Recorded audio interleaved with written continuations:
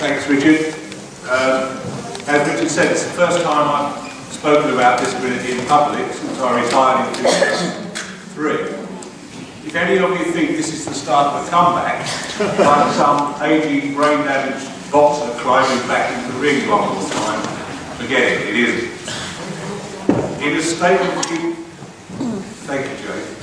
In a state of intoxicated euphoria, following Leonard Cohen's latest gig at the O2, I bumped into Richard on the way out. And to my amazement, I heard myself agree to come here and speak tonight. So if any of you don't like what I'm saying, I've got to say, or don't welcome me back, don't blame me, blame Leonard Cohen. I want tonight to talk a bit about some of the lessons we can learn from our struggles in the 70s and the 80s to create independent living. And I think the first lesson we must learn is never to forget where we came from. This was driven home to me recently when my wife and I visited one of these expensive retirement villages which seem to be springing up everywhere. It's based around a large country house in a beautiful local country park where my wife and I often take our dog for a walk. Out of curiosity, we decided to visit on one of their marketing days. We were shown around and the conversion was absolutely stunning. It would make a 5-star hotel look positively shabby. There were 2 restaurants, a health spa, a gym, a swimming pool, a well-stocked bar. The flat we were shown around was absolutely huge, with a sitting room, a large kitchen, a bathroom suite, plus 2 bedrooms, one of which had its own ensuite. Now don't worry, if you think, I'm not here to flog you an expensive apartment you won't be able to afford. But you might ask what this has got to do with the history of disability. Well, 40 years ago, this used to be a Cheshire home. I had a friend who lived there and I used to visit him regularly.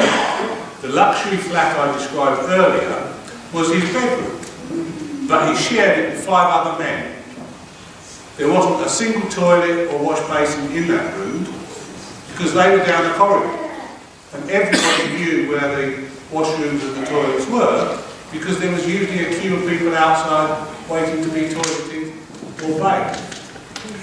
There were, it's true, there was a dining room there, but again, it only had a few meagre tables around it where the residents that could feed themselves would have their lunch and their dinner.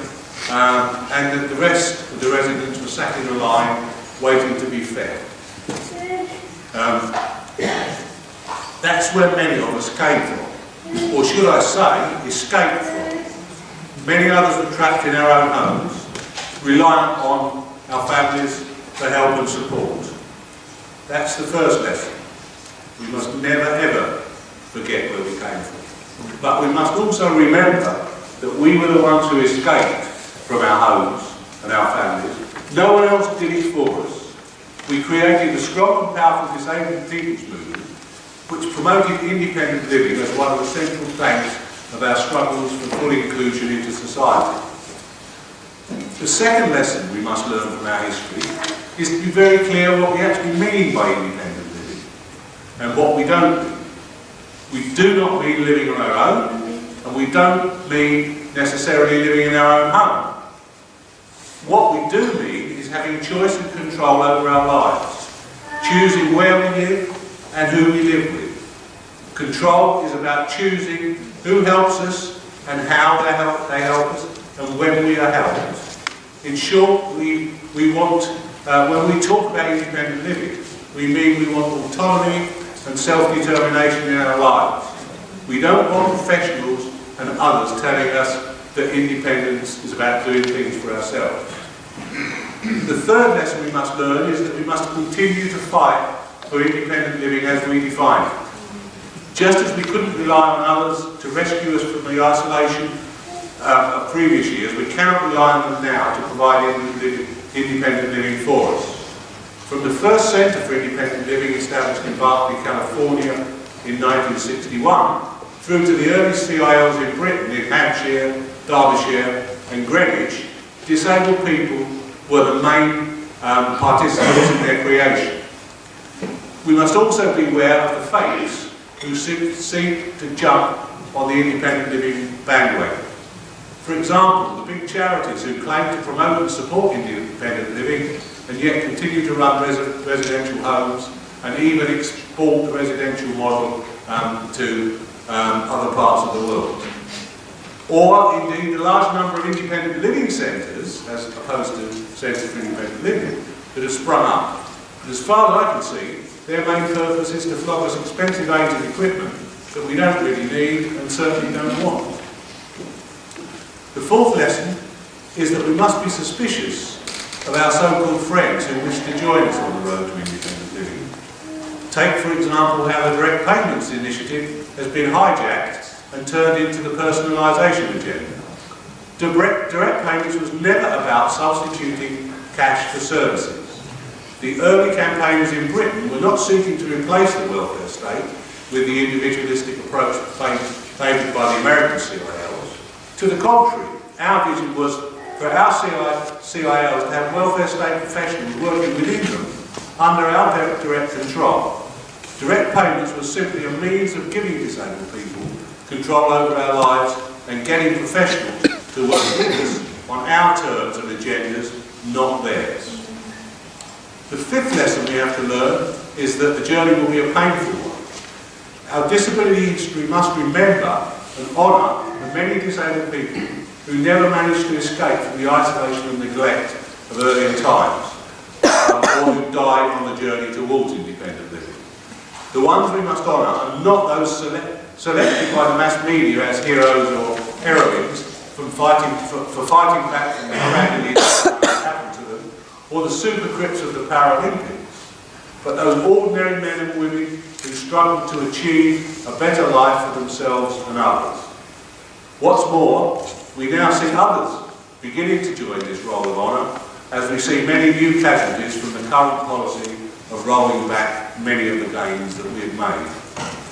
This leads to the final lesson, which is not to collude with governments, and I say governments, I'm not making party political points here, who are only too willing to turn our own ideas into their own agendas. The ongoing economic meltdown of global capitalism has seen the whole personalisation agenda playing into the hands of a government hell-bent on punishing disabled people for the mistakes they and their medical friends make. They think they can cut our services virtually unchallenged because they can claim they're giving us what we've asked for, independent living. The problem is that they don't mean giving us support to enable us to exercise our autonomy and self-determination, but they want us to be independent from the state. In conclusion then, we must seek to move beyond the narrow campaigns on legal and political rights. Success in slowing the implementation of the PIP and delaying the closure of the ILF may turn out to be Pyrrhic victories in the end. We must avoid returning at all costs to where we were at the beginning of the 1960s, either stuck in residential care or isolated in our own homes, being a burden on our family. Our history of the struggles for independence as we define it can help and inform future generations as they struggle to achieve a decent life for themselves and their families. But even if we learn all these lessons, the struggle will still be hard and bitter, because the favourable economic conditions that have prevailed over the last 60 years may well have gone forever.